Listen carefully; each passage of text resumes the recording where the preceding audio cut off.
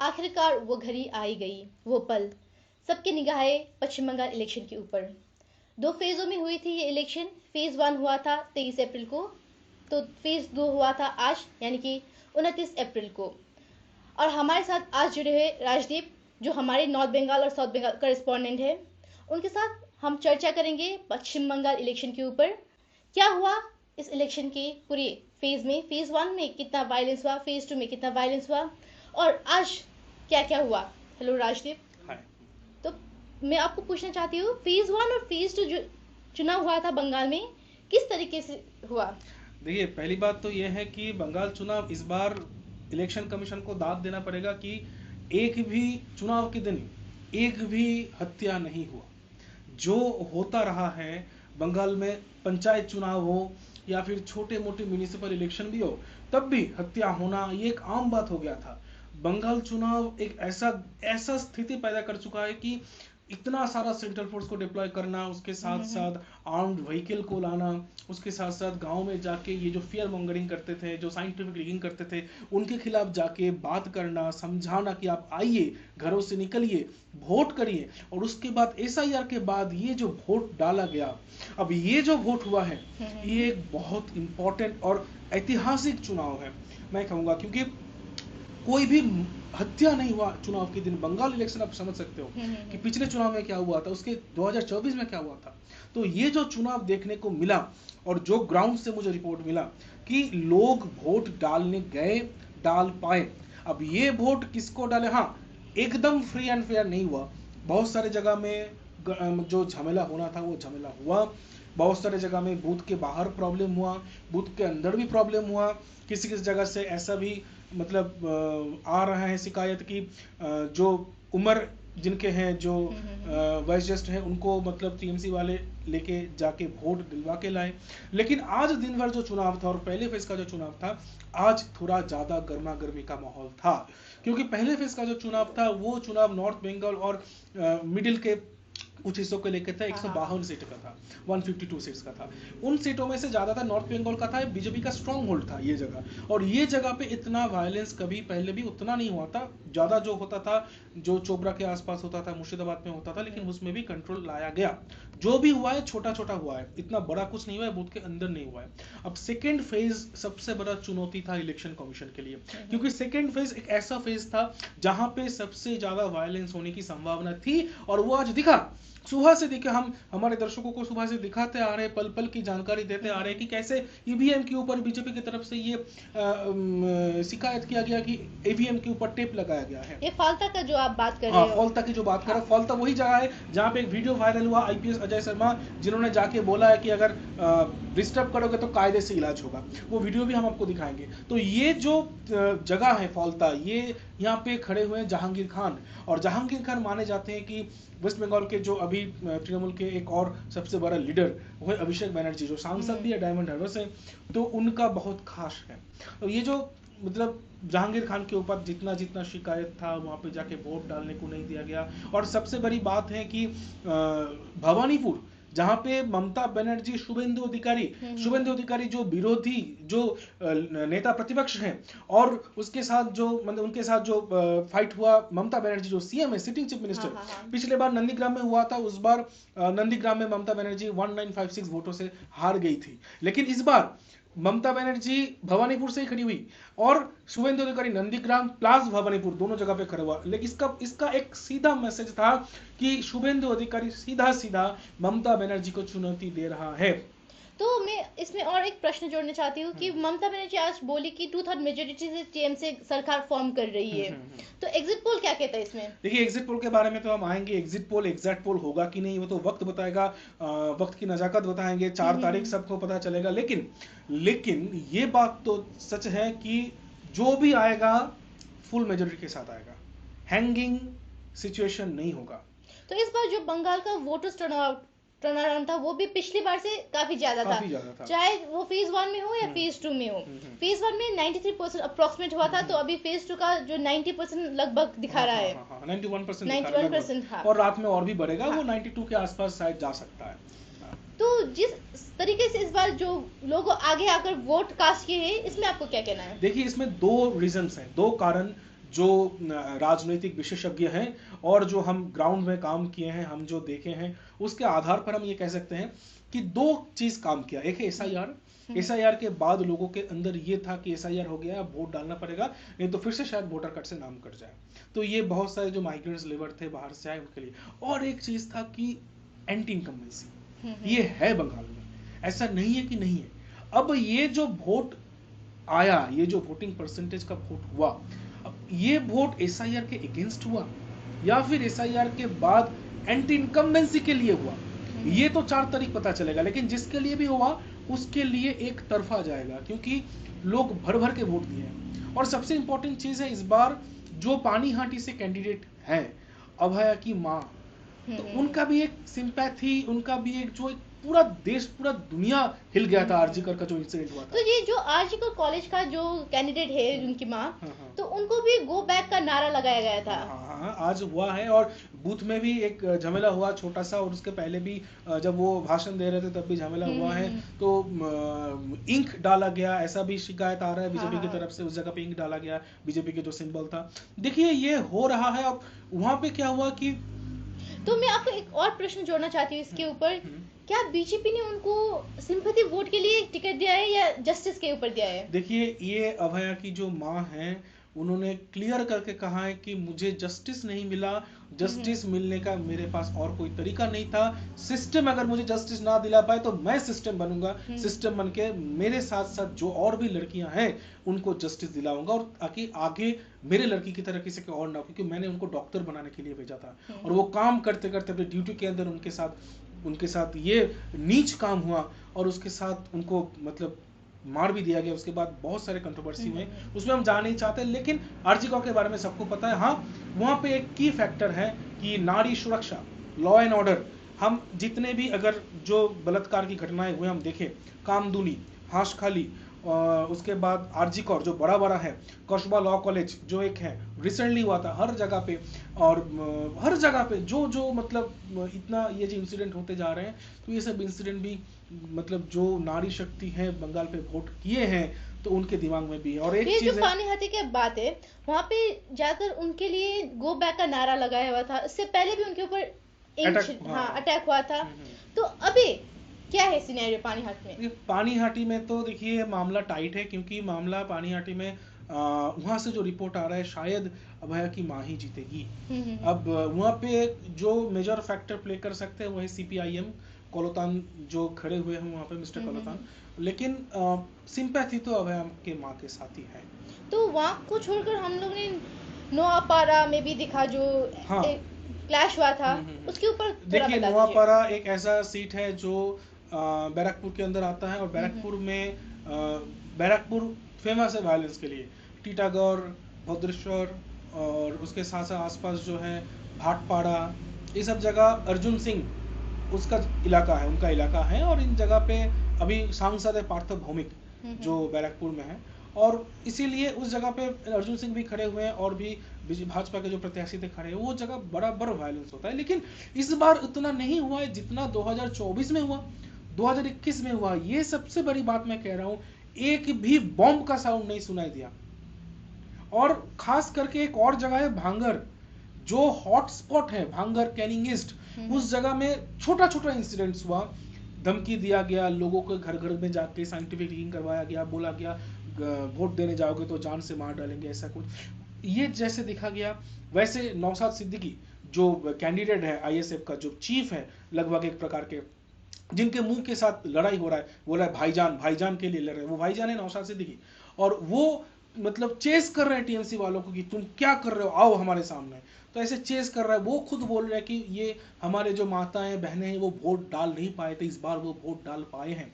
हाँ, हालांकि बहुत सारे जगह में साइंटिफिक रीडिंग हुआ है, वोट डालने नहीं दिया गया है। अभी भी बहुत सारे खबरें आ रहे हैं कि बहुत सारे क्लैशेस हो रहे हैं, बहुत सारे फाइट हो रहे हैं, लेकिन वोट डाले गए हैं। तो जैसे कि हम देख पाएंगे टीएमसी वाले थ्रेट दे रहे हैं, जैसे फलता में एक वीडियो वायरल हुआ है कि एक बेटा अपने पीछे माँ को शायद लेके आ रहे थे, उनको बोले कि हम वोट डालेंगे तो आपको बोले कि जान से मार देंगे। ऐसा जो वीडियो हमने पोस्ट भी किया है, बहुत वायरल हो रहा है, और सोशल मीडिया में भी वो वीडियो हमने डाला था। तो उसके ऊपर आप बता दीजिए कि वो बोले थे टीएमसी मुझे मारने वाला है, तो इसका हकीकत क्या है? हकीकत है, क्योंकि गांव गांव में जो होता है ना, हम सिक्किम में बैठ के समझ नहीं पाएंगे कि गांव गांव में होता क्या है। मैं समझाने की कोशिश करता हूं, घर घर में जाके वोट के पहले दिन रात में जाके बोला जाता है कि अगर तुम वोट डालने जाओगे तो वोट खत्म हो जाने के बाद तो सीआरपीएफ चला जाएगा, उसके बाद कौन बचाएगा, उसके बाद हम आएंगे, तुम्हारे घर को तोड़फोड़ करेंगे, तुम्हारे हाथ पैर तोड़ देंगे, तुमको जान से मार देंगे। ये होता रहा है, ये ऐसे शिकायत आते रहे। लेकिन इस बार ऐसा जो हुआ उसके साथ साथ ये भी देखा गया देगोंगा में और किसी बहुत सारे जगह में आईएसएफ भी चेस कर रहा है टीएमसी को, बीजेपी भी नोआपारा में चेस कर रहा है टीएमसी को। मतलब एक जो नेक टू नेक फाइट होता है और एक लेवल प्लेइंग जो ग्राउंड होता है वो तैयार करने की कोशिश की गई इलेक्शन कमीशन के द्वारा। और इसमें इलेक्शन कमीशन अगर 10 मार्क्स बोले तो इसमें से इलेक्शन कमीशन को 8 मार्क्स मिलना चाहिए। तो आज जो फेज 2 था उसमें काफी वीडियोस भी वायरल हो रहे थे कि काफी लोग ईवीएम के अंदर जाकर फोटोज क्लिक कर रहे थे, वो बटन बता रहे थे। और ईसीआई का क्या रोल रहा था इसमें? देखिए मनोज अग्रवाल जो अभी सीईओ है वेस्ट बंगाल के, उनका कहना ये है प्रेस कॉन्फ्रेंस में कि जिस जिस बूथ से अभी जो शिकायतें हैं आए हैं और वेब कास्टिंग में भी जो दिखा गया है उस बूथ में शायद रिपोल हो सकता है। तो ये जो टेप का जो मामला है, तो ये रिपोल होगा या नहीं, ये तो मनोज अग्रवाल जी कहा है कि ये अभी इन्वेस्टिगेशन जारी है। अगर ये देखा गया कि ये सच, देखिए वीडियो वायरल हुआ है उसका तो इन्वेस्टिगेशन करना पड़ेगा। अब वो इन्वेस्टिगेशन के बाद उनको वेब कास्टिंग का भी वीडियो होगा, वो देखने के बाद पता चलेगा कि ये सच है कि गलत है। अगर सच है तो उस जगह पे रिपोल होगा, क्योंकि अमित मालवीय जी ऑलरेडी ये दावा कर चुके हैं कि हम रिपोल की तरफ जाएंगे उस बूथ में। तो अभी देखना पड़ेगा कि अग्रवाल जी कहें कि अगर इतना शिकायत है या फिर बूथ में कुछ हुआ है तो रिपोर्ट हो सकता है। तो हम लोग के ऊपर एक इंफॉर्मेशन आया था कि जो सुंदरबन इलाका था वहां पे कुछ मंदिर के अंदर कुछ नॉन वेज डाला गया था। और ये जो वीडियो अभी तो वायरल भी नहीं हुआ है पर लोग बता रहे हैं, इसका सच्चाई क्या है? हाँ, ये इंसिडेंट आया है। मैं इलाके का नाम नहीं लेना चाहता क्योंकि ये कम्युनल टेंशन अराइज कर सकता है। वो हम एक सिक्किम टुडे एक रिस्पॉन्सिबल मीडिया हाउस है, तो हम मीडिया एथिक्स एंड लॉ को अच्छी तरीके से फॉलो करते हैं। तो इसके मद्देनजर हम ये बोल सकते हैं कि कम्युनल जो वोटिंग होता है बंगाल में, नहीं, मेरा प्रश्न हवा देने के लिए ये किया गया, हिंदू को टारगेटेड हुआ है ये। हाँ देखिए, क्योंकि एक मंदिर के अंदर जो मांस मछली डालना, देखिए ये सेंटिमेंटल, हाँ, और ये सेंटिमेंट हर्ट करने के लिए मतलब के लिए ही किया गया है मुझे लगता है। क्योंकि अगर आप किसी को सेंटिमेंट हर्ट करते हो तो शायद वो आपके खिलाफ वोट करें। तो होता है ना, बहुत आसान होता है कि किसी भी मस्जिद में जाके तुम किसी और मीट गिरा दो और किसी भी मंदिर में जाके तुम किसी और मीट गिरा दो, तो दोनों पक्ष ये नहीं देखेगा पहले कि कौन मीट गिराया है। ये मतलब मीट गिराया तो चलो ये गिरा सकता है, तो ऐसे हमला कर सकते हैं, वो हमला कर सकते हैं। तो दरअसल जो झमेला लगाना चाहता है वो किया है, ये दो जो साधारण जो जनता है वो नहीं किया है। जो चाहते हैं कि इनका फायदा लूटा जाए वो किया है, कम्युनल वोट का फायदा लूटा जाए, एक तरफा वोटिंग हो इसका फायदा लूटा जाए, वो किया है।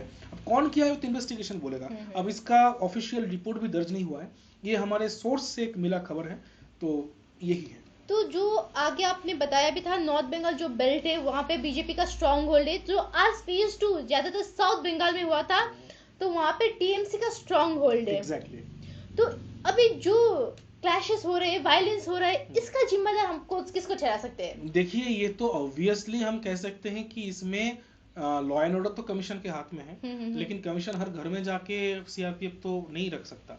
अब इसमें क्या है कि जब ये राजनीतिक विशेषज्ञ कहते हैं जब किसी के सामने हार आता है तो वो आखिरी दांव लगाने की कोशिश करता है। और एक बात और सामने आ रही है कि जो स्टेट फोर्स है और सेंट्रल फोर्स है, एक विलेज में जो क्लैश हो रहा है वहां पे कंट्रोल करे या ना करे, दूसरे इलाके में अभी वो मतलब, हो रही रहा है। मतलब इतना तो क्लैशेस को भी थोड़ा वो मूवमेंट में टाइम लग रहा है, तो प्रॉब्लम हो रहा है, इसके ऊपर थोड़ा चर्चा करते हैं। हाँ, तो देखिए बात यह है कि इलाका तो बहुत बड़ा है। हाँ। सुंदरबन बहुत बड़ा इलाका है, दक्षिण चौबीस परगना बहुत बड़ा इलाका है, कलकत्ता उत्तर चौबीस परगना बॉर्डर स्टेट है। तो मान लीजिए अभी हम बैठे हैं गैंगटॉक में। हाँ। अब प्रॉब्लम गैंगटॉक तो भी बहुत बड़ा है, मान लीजिए ऊपर जीरो में प्रॉब्लम हो रहा है और नीचे रानीपुर में प्रॉब्लम हो रहा है, तो प्लेन में वो जगह ट्रैवल करने के लिए भी वक्त लगता है। तो अगर वहां पे खबर आए तो फोर्स वहां पे जा रहा है, अब यहाँ पे खबर आए तो क्यूआरटी यहाँ पे आ रहा है जो क्विक रिस्पॉन्स टीम है। तो ये सब करने में थोड़ा मूवमेंट में थोड़ा प्रॉब्लम हो रहा है और कितना कितना जगह संभाले। और सबसे बड़ी जो दिक्कत है बंगाल की कि पोस्ट पोल वायलेंस जिसको कहते हैं कि जो वोट हो जाने के बाद जो हिंसा होता है, चुनाव के बाद वक्त तो कुछ इतना बड़ा नहीं इस हुआ, बार मर्डर नहीं चुनाव के हुआ। वक्त में बंगाल में जो हाँ। पिछली बार की तरह हिंसा कम है। लेकिन चुनाव के बाद एक दो हत्या की खबर आए हैं, लूटपाट तोड़फोड़ की खबर आए हैं। आसनसोल में कांग्रेस कार्यकर्ता उनका देहांत हो चुका है, अब इसके लिए शायद पोस्ट पोल वायलेंस जिम्मेदार है। तो पोस्ट पोल में क्या होगा देखा जाएगा, क्योंकि बहुत सेंसिटिव मामला है, खास करके साउथ 24 परगना जो टीएमसी का स्ट्रॉन्ग होल्ड है, वहां पे टीएमसी को चैलेंज बीजेपी नहीं कर रहा है, वहां पे टीएमसी को चैलेंज कर रहा है आईएसएफ, जो नौशाद सिद्दीकी लीड कर रहा है। क्योंकि साउथ 24 परगना और बाकी जो जगह है वो थोड़ा माइनॉरिटी बेस्ड, थोड़ा उसमें वोट ज्यादा है, और आईएसएफ का स्ट्रॉन्ग होल्ड माइनॉरिटी के ऊपर है। तो इसीलिए चाहे आप भांगर पूछे, कैनिंग ईस्ट पूछे, या फिर जितने भी मोगराहट पूछे, या फिर जो भी सीट्स हैं साउथ 24 परगना में, वो सब सीट्स में सीधा टक्कर बीजेपी के साथ कुछ कुछ जगह पे, और कुछ कुछ जगह पे आईएसएफ सीपीएम जो कोalition है उनके साथ हो रहा है।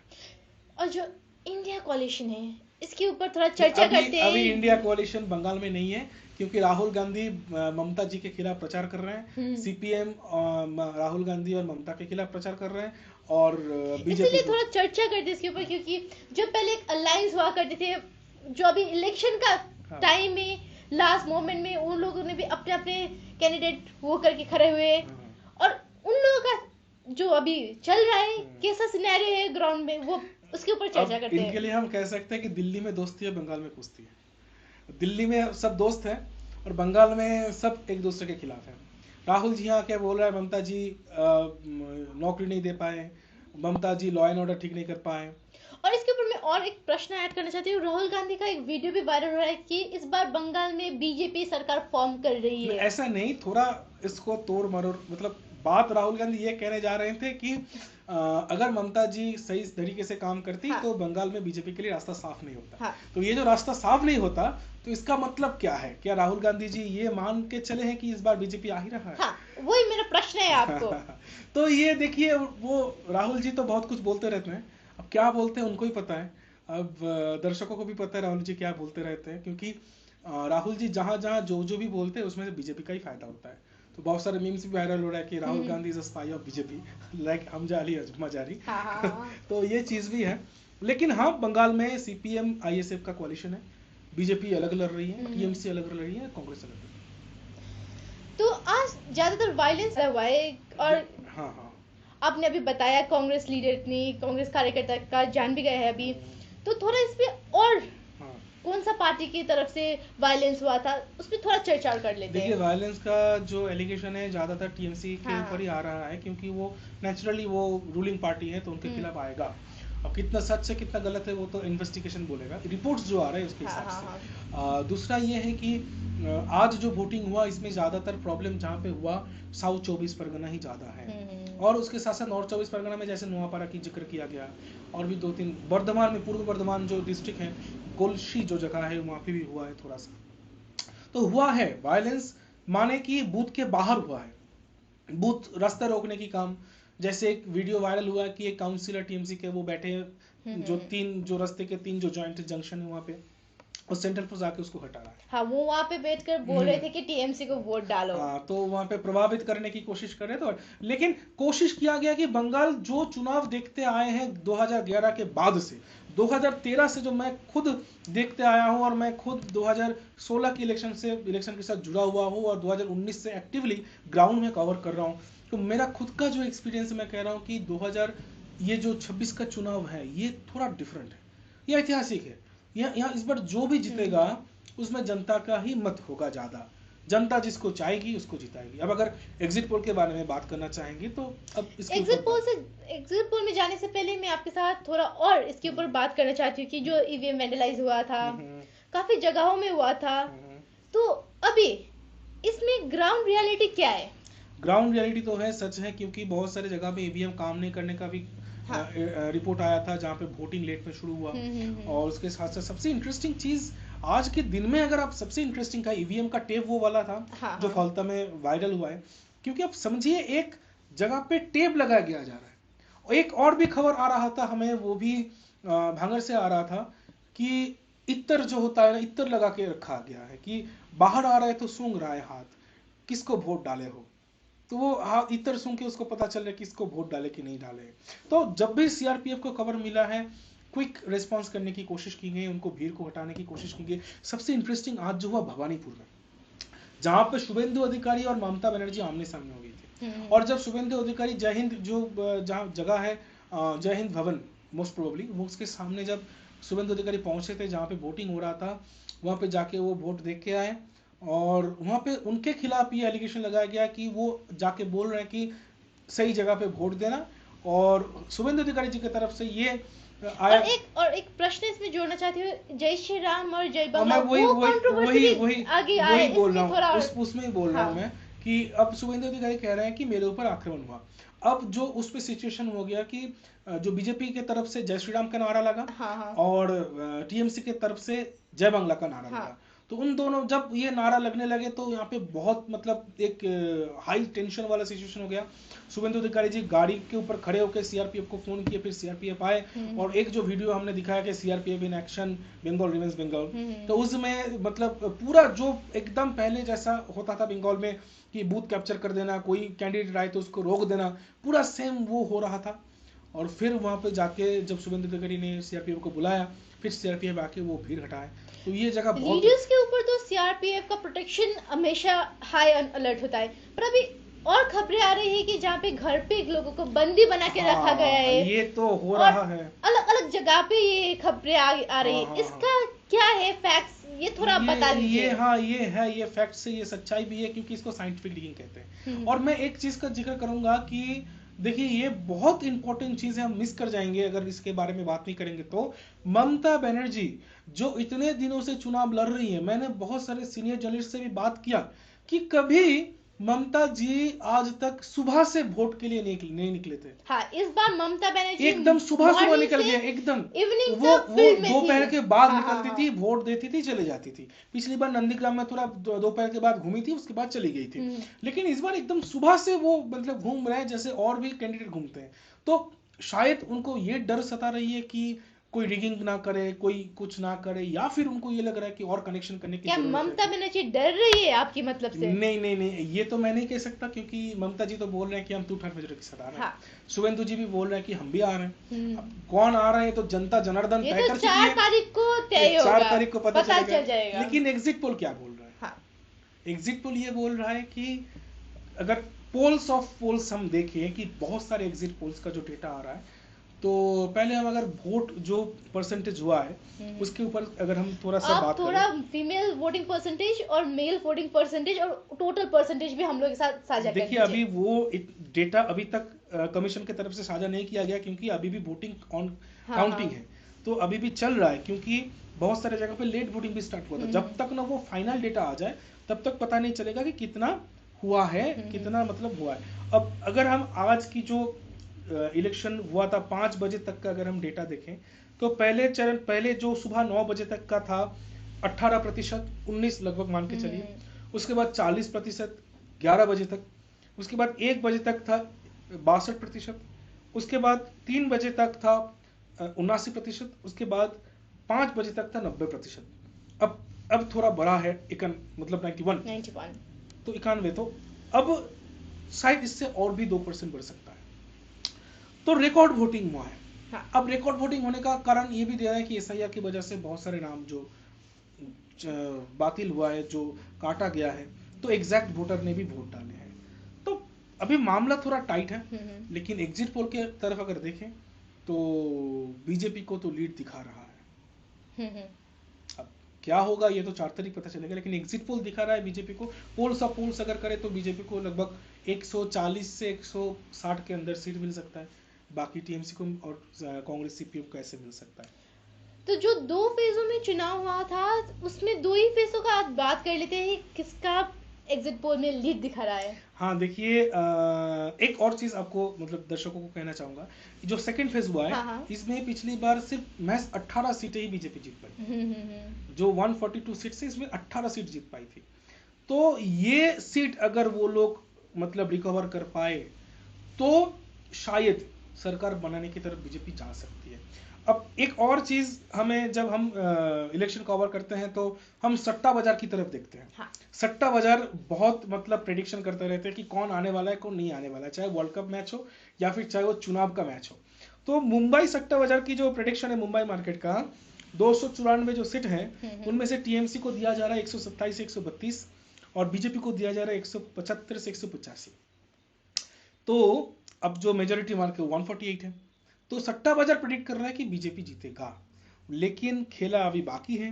जब तक ना काउंटिंग हो जाए, जब तक ना पूरा रिजल्ट आ जाए, एग्जिट पोल पिछले भी गलत साबित हुए हैं।